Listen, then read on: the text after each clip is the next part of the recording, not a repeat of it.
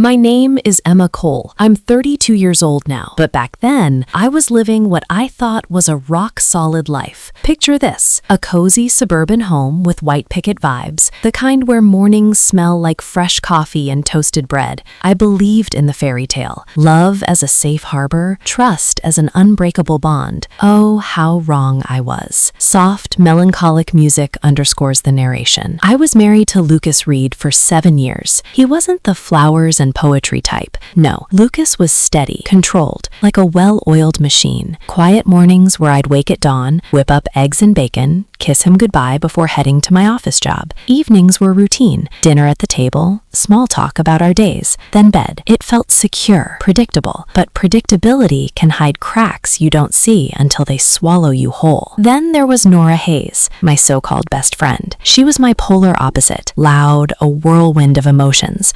Always knee-deep in some drama. Money woes, bad boyfriends, job flops, you name it, Nora had it. I'd bail her out time and again. Loans I never saw repaid, late-night pep talks, shoulders to cry on. "I'll never hurt you, Emma," she'd swear, her eyes wide with fake sincerity. I believed her. Hook, line, and sinker. That's what friends do, right? Listen without complaint, help without question. One stormy night, my phone buzzed. Nora's voice cracked through the line. "Emma, I lost my job. My boyfriend kicked me out.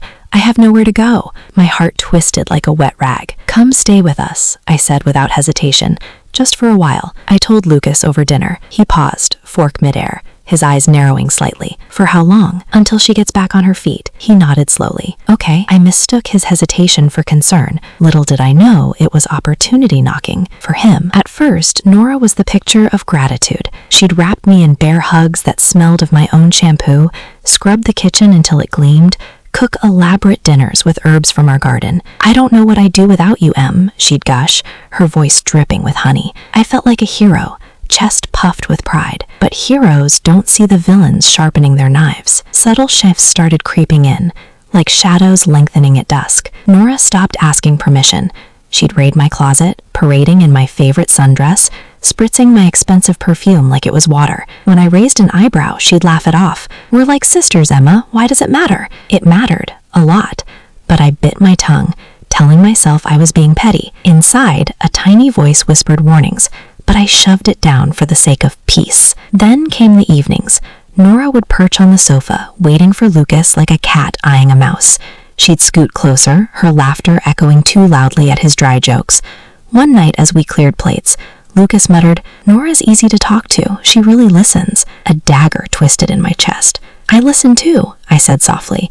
He paused, then, "Not like her." Those words hung in the air like smoke, choking me. Lucas changed after that.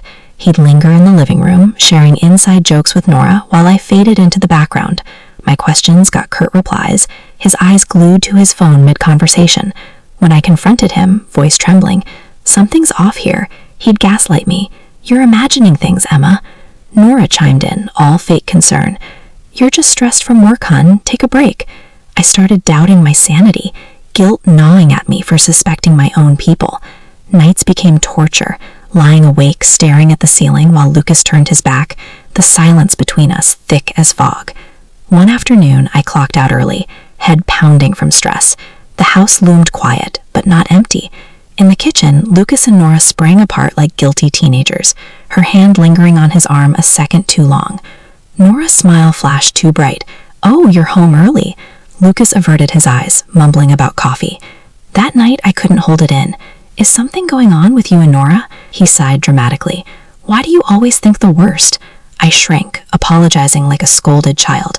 That apology, it still burns, a scar on my soul.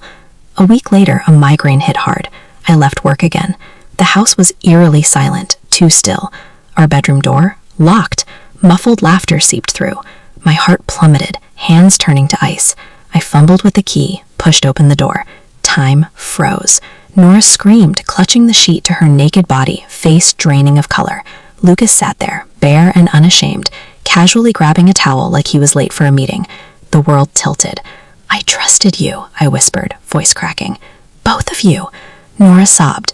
"Emma, please listen." "Don't," I snapped, turning to Lucas. "You let her in, watched me help her, and this?" Silence from him. Rage, agony, humiliation crashed like waves. "Get out, both of you, now." Nora packed frantically, wailing. Lucas dressed leisurely, as if this was a minor inconvenience. Before slinking out, Nora had the audacity. "I never thought you'd react like this." That line, it shattered me irreparably. The house echoed with emptiness after they left. I collapsed on the bed, staring blankly for hours, tears refusing to come. Lucas texted, apologies at first, then blame. You pushed us together, then radio silence. Friends called, some rallied around me, others probed. Why did you trust Nora so blindly? Each question twisted the knife deeper. Days blurred into isolation, every corner whispering lies. One morning, mirror gazing back a stranger, hollow eyes, defeated posture. That was my rock bottom. But rock bottom, it's where you push off to rise. I didn't crumble. No, I ignited. That inner voice I'd ignored, it roared now. Betrayal doesn't start in stolen moments. It festers when we silence our instincts for false harmony. I lost my marriage, my friendship, but I found fire. Time for revenge. Not petty vandalism, but calculated exposure that would strip their facades bare. First, I gathered evidence. Screenshots of texts Lucas accidentally left open on our shared cloud. Flirty messages, plans to meet. Nora's social media, littered with subtle digs at ungrateful friends. Her new posts flaunting dates with my rock, Lucas, obviously.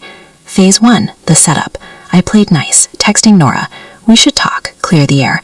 She bit, desperate to ease her guilt. We met at a crowded cafe, neutral ground. She blubbered apologies, but her eyes darted, lies spilling. It just happened, Em. We didn't mean to hurt you. I nodded, feigning forgiveness, slipping in questions about their future. She gushed. Lucas was leaving me officially. They'd move in together. Perfect ammo. Recorded it all discreetly, audio only, legal and damning. Phase 2, amplify the hypocrisy. Lucas worked in finance, all about integrity at his firm. Nora, a life coach on Instagram, preaching loyalty and empowerment to her followers. I anonymously tipped Lucas's boss about his extracurricular distractions. Nothing illegal, just enough to question his focus. For Nora, I created a burner account, posting her own words against her, screenshots of her old promises to me, juxtaposed with affair evidence, tagged her followers, her clients. The internet does the rest. The climax hit like a thunderclap. Lucas's promotion tanked. Whispers at work about his personal drama led to a demotion. He texted me furiously. What did you do? I ghosted.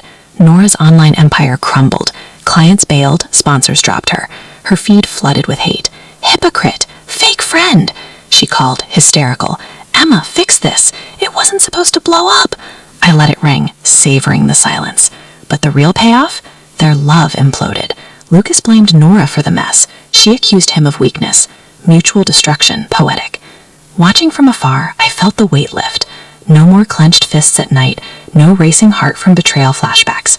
Their arrogance, their entitlement, it all came crashing down, exposed for the world to judge. Karma served ice cold, without me lifting a violent finger. It was cathartic, a release like exhaling after holding your breath too long. Looking back, betrayal taught me this. Ignore your gut and you invite wolves in sheep clothing. But stand up, fight smart, and you reclaim your power. I lost 2 snakes, but gained unbreakable self-respect. If there's a lesson here, it's that true strength blooms from ashes, and sometimes revenge is the fertilizer. Woo, what a roller coaster of justice.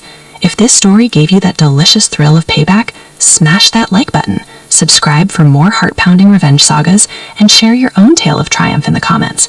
Who's ready for the next one? Click that video popping up now. Another epic betrayal awaits. See you there.